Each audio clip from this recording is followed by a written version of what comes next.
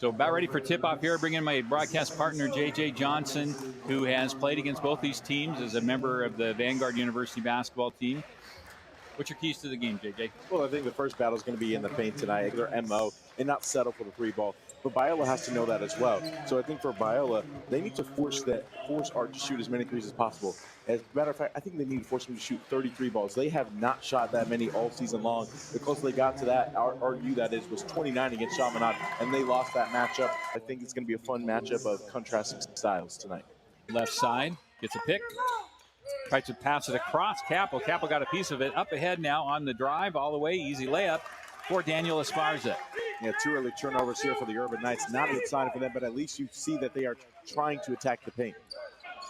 I'm pretty good at math early in the game, JJ, but that's 3 turnovers, right, on Academy of Art in the first minute and a half. Yeah, not a category you want to be batting 1,000 in. Yeah. Capel drives baseline, a little bit of space, goes up, reverse layup. Same play Brown tried, but he draws the foul. Shot came up short. Yeah, ArtU struggling a little bit on offense right now? That previous possession, they had a mismatch in the post with Metcalf being guarded down low by a guard. And we already saw 1-2 seed go down today in APU Women's. That's right. They were upset by the host Dominican. A rare call right there, running out of bounds under his own volition. He wasn't knocking about. You're not allowed to do that. And old rule getting dusted off right there. First 6 minutes, they are very capable of a burst, and that might get them started there. Donovan Vickers. Yeah, long two is usually not a recipe for success if you keep doing them all night. But for a guy like Vickers, that's a rhythm dribble for him, similar to Jaden Henderson we saw from Concordia last night. Shot clock. Long 3 by Howland. No good. Hits the deck.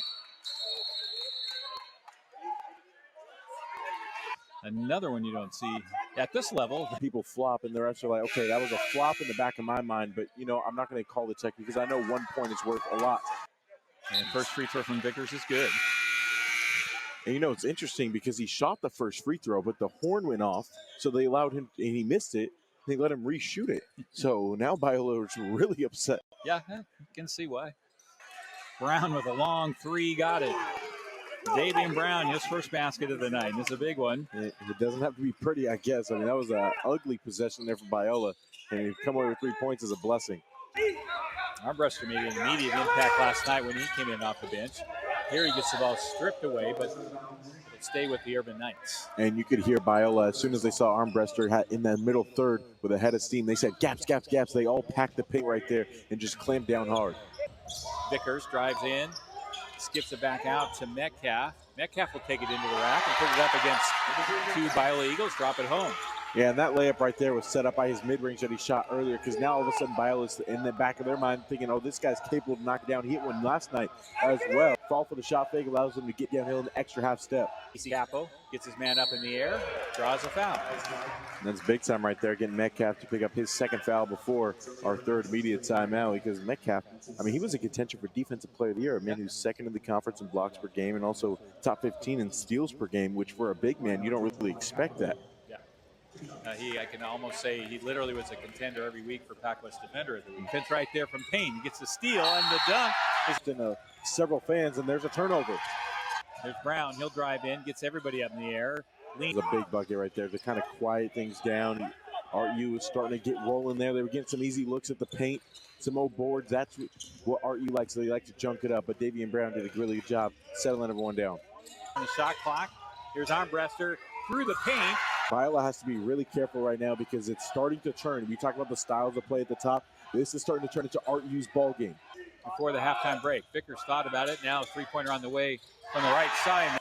It was only a matter of time, and you leave a guy butt naked like that, he's bound to hit one of them. Yeah, I mean, you got to be able to have a light contest on that, but 0 for 6 to start the game. They finally got their first one from deep. Well, I think Coach Waterman in particular already got his frustration out after that first time out in the first 90 seconds of the contest. Meanwhile, for Biola, they're probably going to be the ones a little bit on their heels, considering that they were in control of this contest for a large portion of it. Gets it into Capo just off the block. Capo spins. Spins again, left side. Doesn't get the shot. Good defense by Academy of Art. Capo. That was beautiful defense there by Williams. He stayed down on every single pump fake that Capo offered him. And more than that, he played with his lower body more than his upper body. That allowed himself to stay rooted and not be moved by any of those shoulder bumps by Capo. Right now, every time Biola is entering their offense, they're getting to these staggers or even pins away. and ArtU's predetermining their switches. Biola needs to start slipping some of these in the early offense because, I mean, ArtU is just switching so far wide, and then it's just getting their offense very stagnant. Eagles trail by. Urban Knights are a team that can come flying back at any time, and they certainly have. Yeah, they held Westmont scoreless, and not just Westmont, they held the leading scorer in the nation scoreless for 7+ minutes until their offense wakes up. Their offense has woken up at this point. They're continuing to attack downhill. And the thing that we talked about at the top was the three-point percentage. We didn't expect them to shoot the way they did yesterday, right on cue. They're 1 for 10 from downtown. But their defense is carrying them right now. They've held the second-best offense of the conference to just 28 points. Smart play here by Waterman to go zone coming out of the timeout.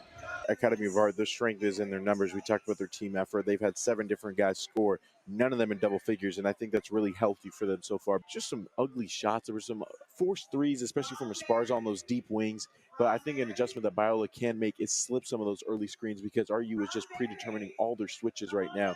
So slip it, make them communicate a little bit more. I think will help Biola. But if you're RU, you're perfectly content. You started off, you were sleepwalking this game, you came back out, and you have a 4-point lead going into the half. What's your thoughts on what Coach Holmquist might have drawn up here? Well, I'm certainly going to try to hold for one. I've seen personally this season too many times where you go too early in the shot clock or the game clock, and that allows the Urban Knights to rebuttal. And I think it's got to go in the hands of Casey Capo. Capo has it now. Capo drives left side all the way in. Draws contact, gets Metcalf up in the air, turnaround little runner. It's good with 6.3 and a quick timeout called by Academy of Art. Their final timeout here in regulation. I'm not sure if that's what they drew up, but it was a good improvisation by Capo. Move between Davian Brown and Casey Capo in a 2-man game in the middle third and let them win the game for you. I like that idea of letting your players win the game and just going to your Jimmys and Joes instead of your X's and O's. But as close to 5 seconds as possible. So now Academy of Art has to go the length of the floor with no timeouts. I like this situation here for Coach Waterman, but I like it even better for Biola because they played that about as perfectly as they could. See what either one of them would be saying right now. And I think for Biola, the mindset is no threes. A three beats us, especially on Vickers. If Vickers has the ball anywhere on the perimeter, you have to make sure that you get a hand up because he can get to that tween step back as well. But if I'm Academy of Art, I am more than content living at the rim because they've been playing tips all night. And obviously, Ruck isn't in the game. Franklin, a capable rebounder, but Ruck is a big body. I'd probably live at the rim. Then if I miss an easy bunny, I'm going to play tips and hope for the best. It's kind of interesting. They do not have any big bodies in other than Capo. And Academy of Art will have to go the full 90 feet here to score. So here we go. 6.3 left. On the run to Smith, gets it inbounds to Metcalf. He'll bring it up himself. 4 seconds, crosses the timeline. 3, long 3 on its way. It is good. And that's your ball game. The Academy of Art celebrates with their large crowd here in the Conlin Center. Well, the one thing we said that Biola couldn't give up was a 3. I mean, if the dude's going to take a fadeaway 3 from, you said 35 feet, I mean, at least. Tip your cap. Good game to you. And that wasn't even the play that was drawn up. They were trying to get the ball to Vickers. Biola did a great job taking him away, and then they had to come over to Metcalf. Metcalf was thinking run the play, and now all of a sudden he's in scramble mode. Dribbles down the floor, and what a shot there by Moore. And what looks like the game winner. I don't know if you can put thoughts together. Talk about how it did. I saw they tried to get the ball inside or immediately on the inbounds, right, to Williams. Couldn't, so they went to Metcalf and take it from there. Vickers, I mean, they were trying to get Vickers on the loop, and I'm assuming to get him downhill, maybe with a flare screen on the backside so you had either the 2 or the 3 if you like it and you trust your star player to make the decision from there in Vickers. But because, as we mentioned, Biola took him away, they had to go to Metcalf. Metcalf was like, well, we can still run the play as any good player would. But at that point, clock was already at 4.5, so Metcalf had to push, something he's not accustomed to. And, I mean, just a heck of a play. And this is March, isn't it? Yeah, that's when these things happen.